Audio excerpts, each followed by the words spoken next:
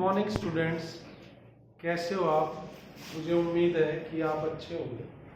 तो आज का जो हमारा टॉपिक है red trap, the red trap by Selma Lagerlof. एक प्यारी सी छोटी सी फेरी टेल स्टाइल की स्टोरी है, कहानी है।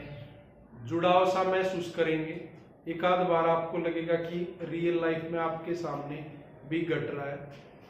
तो स्वीडन की आयरन माइंस में सेटअप है ये स्टोरी। और सेल्मा लेगरलॉफ जो है हमारी स्वीडिश राइटर है। स्वीडन के रहने वाले लोगों को स्वीडिश बोलते हैं। तो ये वहां की आयरन ओर माइंस में सेटअप है। वहां पे एक आदमी है जिसको रेड ट्रैप सेलर बोला गया है। वही मेन प्रोटैगनिस्ट या मेन नरेटर है जिसके ऊपर स्टोरी बेस्ड है। तो जो ये स्टोरी है फेरी टेल स्टाइल में कही है सेल्मा लेगरलॉफ ने। इसका थीम क्या है, क्या मैसेज रन करता है पूरी स्टोरी में। जो इनकी सारी राइटिंग्स हैं सेल्मा लेगरलॉफ की, उनमें पूरे में ये थीम प्रीवेलेंट है, पूरा रन करता है। पूरा एक जैसे उसकी सोल है। बीचों बीच आपको लगेगा कि हाँ ये बात उभर कर जरूर आती है। बात क्या है, the essential goodness of a human being can be awakened through understanding and love. तो बहुत अच्छी और प्यारी सी बात है कि जो जरूरी अच्छाई है एक इंसान की, उसको जगाया जा सकता है समझ और प्यार से। तो इस स्टोरी में भी ये बात आपको नजर आएगी कि कैसे एक इंसान की इंसानियत को, अच्छाई को जगाया जा सकता है समझ से और प्यार से। तो देखते हैं, शुरुआत होती है। रेड ट्रैप सेलर है जिसको स्टोरी में पेडलर भी कहा गया है, वेगाबॉन्ड। रेड ट्रैप सेलर मतलब जो चूहेदानी, रेड को ट्रैप करने के लिए जो इंस्ट्रूमेंट है उसको रेड ट्रैप बोलते हैं, चूहेदानी। उसको बेचने वाला, पेडलर फेरी लगाने वाला जो एक जगह से दूसरी जगह जाके सामान बेचता है। और वेगाबॉन्ड ना घर है ना ठिकाना, बस चलते जाना है। मतलब कोई फिक्स भी उसका शेल्टर नहीं है, कोई घर नहीं है, आज यहाँ कल वहां घूमता रहता है। तो एक रेड ट्रैप सेलर है जो रेड ट्रैप्स बना के बेचता है वायर के। और जो आइटम्स उसको मिलते हैं, कहीं से भी मिल गए, किसी ने दे दिए, किसी के पास एक्स्ट्रा पड़ा है, तो उन सब आइटमों से वो रेड ट्रैप्स बनाता है वायर के और उनको बेचता है। The business is not at all profitable. जो बिजनेस है वो बिल्कुल भी फायदेमंद नहीं है, उसका गुजारा उसमें नहीं हो पाता। To keep the body and soul together, मतलब शरीर और आत्मा को साथ रखने के लिए वो दो काम और करता है, बेगिंग, भीख मांगता है, और पेटी थीवरीज, छोटी मोटी चोरियां भी करता है। तो जो रेड ट्रैप सेलिंग का उसका काम है, बिजनेस है, वो प्रॉफिटेबल नहीं है। इसलिए बॉडी और सोल को साथ रखने के लिए, जिंदा रहने के लिए, जीवन यापन करने के लिए वो बैगिंग भी करता है और पेटी थीवरी, छोटी मोटी चोरियां भी करता है। वो चलते चलते उसको एक बार एक लाइन ऑफ थॉट में पड़ता है, वो एक विचार कौनता है उसके दिमाग में, the whole world is a rat trap, कि जो सारा संसार है वो एक रेड ट्रैप है, एक चूहेदानी है। And riches and joy, food and shelter and heat etcetera are the baits to tempt an individual to this trap. और रिचेस और joy, food and shelter, heat etcetera सब बेट्स का काम करते हैं, चारे का काम करते हैं, जो टेम्प्ट करते हैं, ललचाते हैं किसी को इस ट्रैप में फंसाने की। तो ऐसे ही एक बार वो घूमते घूमते रात हो जाती है, तो वो शेल्टर के लिए इधर उधर देखता है। तो रोड साइड में ग्रे कॉटेज उसको दिखाई देती है, नॉक करता है। तो जैसे ही नॉक करता है, एक ओल्ड मैन है, वो दरवाजा खोलता है। तो वो विलिंगली और खुशी खुशी उसको एज ए गेस्ट एक्सेप्ट करता है, जबकि नॉर्मली उसके साथ क्या होता है कि कोई भी उसको खुशी से गेस्ट के तौर पे स्वीकार नहीं करता है, क्योंकि कौन किसी को ऐसे ही शेल्टर देगा। पर ये जो ओल्ड मैन है, ओल्ड क्रॉफ्टर भी रहा है राम जो आयरन मिल में, वो अकेला है, ना वाइफ है ना चिल्ड्रन है, ना उसके बच्चे हैं ना पत्नी है। तो वो सोचता है कम से कम कोई तो रहेगा रात में जिससे बात कर सकते हैं समय गुजारने के लिए। तो अच्छे जेनरस होस्ट की तरह वो वेलकम करता है रेड ट्रैप सेलर को, और उसको सफर में पोरिज, दलिया और एक स्लाइस बड़ी सी टोबैको रोल की देता है। उसके साथ मजोलिस game of cards played in Sweden भी खेलता है, और उसको बताता है कि उसके पास एक काव है जो उसको भरण पोषण करती है, और उसने उसका दूध बेच के 30 क्रोनोर्स कमाए हैं। उसके पास 3 bills of 10 kronor each, bills मतलब नोट्स, 3 नोट है उसके पास 10-10 क्रोनोर के। और उसकी हट में जो विंडो है, विंडो पेन के पास एक लेदर पाउच टांगा है, उसमें उसने वो 30 क्रोनोर्स रखे हुए हैं। ये भी वो रेड ट्रैप सेलर के साथ ओल्ड क्रॉफ्टर शेयर कर रहे हैं।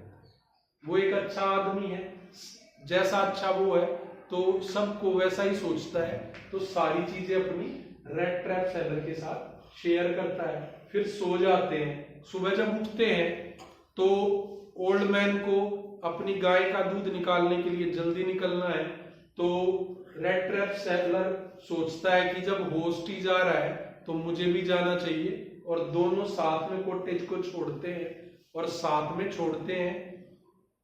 फिर आधा घंटे बाद रेड ट्रैप सेलर दोबारा कॉटेज पे आ जाता है। क्या करने आता है?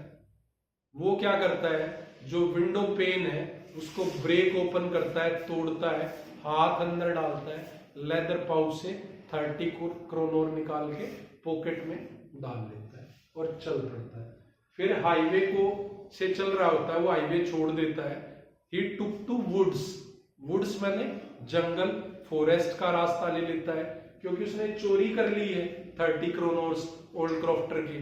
कोई आ ना जाए, पीछे कोई आ ना रहा, तो मन में फीलिंग आ गई तो जंगल में चला गया, तो कि कोई पीछे ना आए।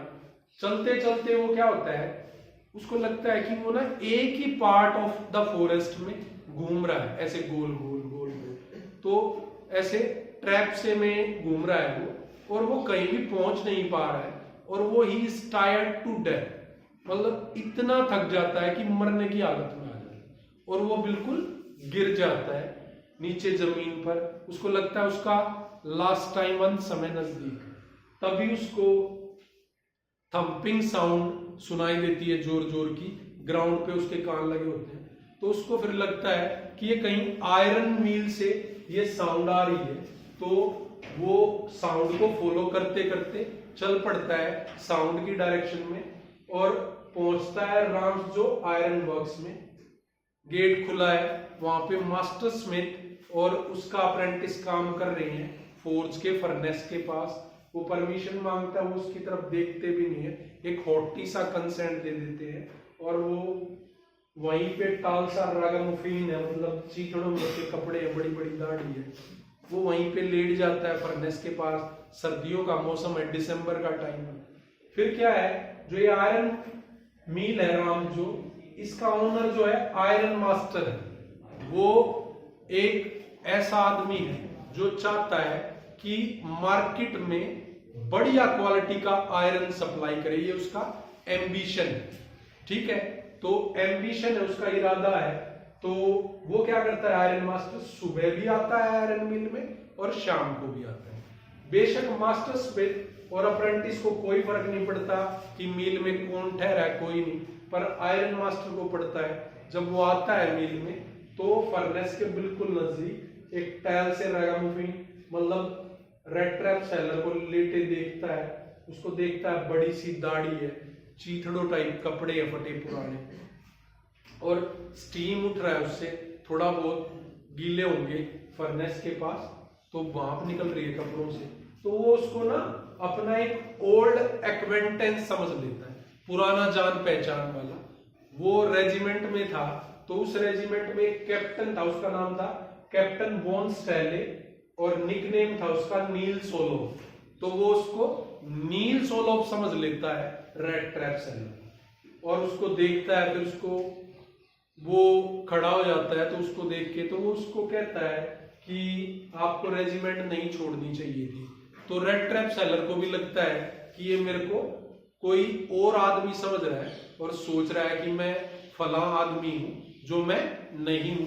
तो वो भी मिस्टेकन आइडेंटिटी का लाभ लेता है और कुछ बोलता नहीं है, बल्कि ये कहता है God knows things have gone downhill with me, कि भगवान जानते हैं कि चीजें मेरे साथ बहुत खराब घटी हैं, मेरे साथ अच्छा नहीं हुआ है। तो आयरन मास्टर कहता है कि आपको रेजिमेंट नहीं छोड़नी चाहिए थी, और कोई बात नहीं, कुछ भी हो गया हो, आप मेरे साथ चलिए। तो वो मतलब रेडी नहीं है रेड ट्रैप सेलर, क्योंकि उसको लगता है कि वॉलंटरली उसके घर जाना आयरन मास्टर के ऐसा होगा जैसे लॉयंस डेन में वॉलंटरली जाना, अपनी मर्जी से शेर की गुफा या मान में चले जाना और खुद फंस जाना।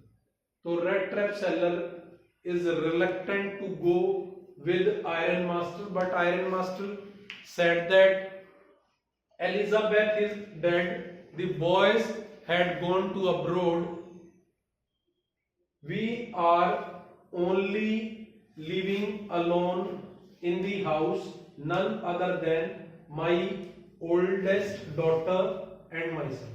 तो आयरन मास्टर कहता है कि उसकी पत्नी एलिजाबेथ मर चुकी है, उसके बच्चे अब्रोड चले गए हैं, और अब सिर्फ घर में दो ही लोग हैं, खुद आयरन मास्टर और उसकी बड़ी बेटी। तो वो उसको कहता है कि आप क्रिसमस ईव के लिए हमारे साथ चलो।